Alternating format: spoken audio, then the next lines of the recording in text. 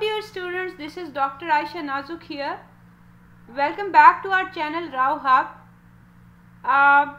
You are more than welcome to explore the playlist of, currently I am making a video for the playlist of statistics.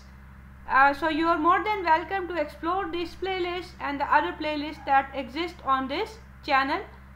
You will notice that there are diverse type of playlists on this channel, and that's why the name Rao Hub. Rao is basically my caste, and Hub, linguistic meaning of it. Anyhow, so the current topic or the current lecture is about using numerical measures to describe data. So once we started the discussion on statistics, I told you that I'm going to currently focus on descriptive statistics, which is all about describing different types of data sets. So before today's lecture, we were discussing graphical and different types of graphs and charts to describe data set. And by the way, if you notice that there is a chapter number attached here, it's because I'm using chapter 2 of the textbook. Even if you are a general viewer and watching the video, and you don't know which textbook I'm following, doesn't matter, this video is self-explanatory. So those of you like my NUS student, they know that I'm referring to chapter 2 of Paul Newbold book. Anyhow, the concept of describing data through numbers is using different summary values, right? Different summary values to describe a data set. So the first type of summary value is the measure of central tendency. As the name suggests, it is a summary value that tries to find out tendency or the balance point of the data, or in other words, the central point of the data. So this is the reason we call these measure of central tendency, because they are trying to locate the balance point of the data, or the most frequent point or center of the data. So these measure, you know that averages are often used in different domains. For example, if you are even watching news channel, let's say you watch the weather channel, so you will notice that the weather is reported as the minimum weather, maximum weather, and then the average temperature of a location, right? So you can have the average temperature of a location on weekly basis as well as on monthly basis. Similarly, you can calculate the average salaries in a country, or you can calculate the average earnings in a profession. So these are different types of scenarios where averages may be used. So you can think of other scenarios. For example, if you are a student, then you know that in relative grading system, class average is used to calculate different types of grade boundaries as to which particular students will get an A grade and so on. So the first type of average that we are going to study is the most basic form of average is arithmetic mean, or AM, abbreviated as AM. So if we are using population data, then the notation for AM is this Greek symbol mu, whereas if we have the sample data, then the notation for arithmetic mean is X bar, right? So X bar means average of a variable X. So that variable could be anything. It could be temperature, height, or anything. So irrespective of which notation we are using, the simple formula for arithmetic mean is we add all the values and divide by number of observations. So we know that we use this sigma notation to represent sum. So we simply sum up all the values and divide by number of the observations. So for example, if we have a sample of 5 observations, 1, 3, 5, 11 and 25, then the arithmetic mean is simply the sum of these values divided by the number of observation, which is 5. So this is the simplest form of arithmetic mean for a data which is ungrouped. Currently I am not discussing average for grouped data. So this is how we can calculate arithmetic mean of ungrouped data. Next, we have some important considerations about arithmetic mean.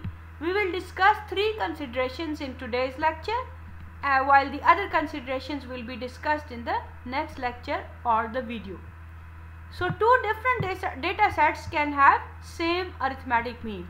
For example, if you discuss about two let's say soccer players or athletes, then two athletes may have same average number of goals they score in a let's say season. So similarly, if we have data on growth rates of two countries over the last 3 years, then it's possible that the data values are different but the average growth rate are same. For example, if there are these two countries, the data from 2014 to 2016 is given. If you calculate the average of country A and B, that is add all the values of country A and divide by 3. Similarly, add all the values of country B and divide by 3 because we have 3 years here. So the average is same, whereas the actual data values for country A and B are different. So this is one of the consideration that two data sets can have same arithmetic mean. So this also means that just on the basis of arithmetic mean, we cannot say that we have fully described a data, because the actual data can be different even if the averages are same.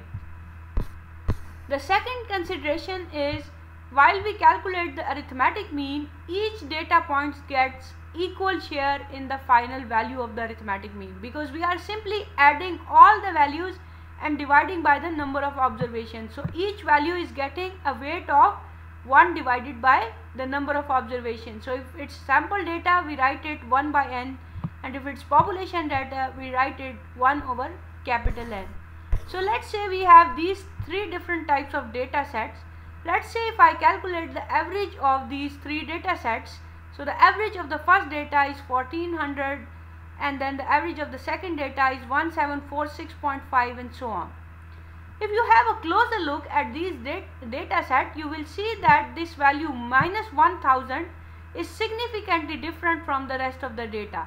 Like the other two values are positive and they are like on the higher side, whereas this minus 1000 is a different value. Similarly, minus 1000 is a different value in the second data, and so on. So actually I have introduced an outlier or a value which is significantly different from the rest of the data. So if you look at these three data sets, this minus 1000 will bring down the overall average, because the share of this minus 1000 in the first data set will be 1 over 3. In the second data, the relative share of minus 1000 will be 1 over 4, because we have 4 observations. The relative share of minus 1000 in the third data set will be 1 over 5, because we have 5 observations. So if there is an outlier in the data and the data is very small, then that outlier will badly influence the arithmetic mean. In simple words, let's say if you are students and you are enrolled in a course which uses relative grading. So if there are only 3 students and there is one student, let's say, who is far below the average grade, so that student is going to influence the relative grading system more worse if there were more students. Let's say if there were 30 students in a class, then that outlier student may get a little less weight in the calculation of arithmetic mean if the relative grading is based on arithmetic mean.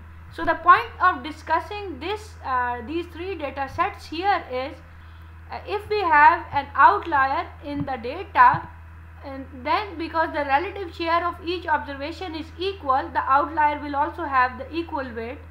So outlier will badly influence the arithmetic mean, especially if the data set is small. So this explanation is exactly written here. By the way, if you are interested to get these handwritten notes, you can write your email in the comment section, and I can send you the email of these handwritten notes as well. So anyhow, this is the same explanation that I have just discussed. In statistical terminology, the concept that I have just explained, that arithmetic mean is influenced by outlier, in statistical terminology we can say that arithmetic mean is not a robust statistic. Robust in linguistic terms mean able to perform equally well in different scenarios. So arithmetic mean is not performing well in a scenario where there is an outlier. So arithmetic mean is not a robust statistic. The third consideration is arithmetic mean cannot be used for nominal and ordinal data. You know that the data which are just for naming or the data which are just for ranking, they are nominal and ordinal. Nominal data is just for naming. Ordinal data is just for ranking. For example, if we take an example of nominal data where we just have country name, and let's say I have country codes. So this is just a nominal data because these codes just represents the names of different countries, right? There is even no sense of ranking in these codes. So it's a nominal data. So even if I calculate the average of these codes, that wouldn't mean anything. It will be a meaningless value. So we should not calculate arithmetic mean of a nominal data. Similarly, if we have ordinal data sets, let's say we have different students, and in ordinal data we have the sense of ranking. The student number 1 has a position of 1 or the first position in the class, student 2 has secured 4th position, and so on. So even if I calculate the average of all these values, because it's an ordinal data, so what will be the meaning of average position, right? Once again it will be meaningless. So the consideration is we should not calculate the arithmetic mean of nominal and ordinal data. So I hope that you have liked the video and the lecture is clear enough. For more comments or for more clarities, you can post your comments and I will try to respond them soon. So thank you for watching. See you in our next video.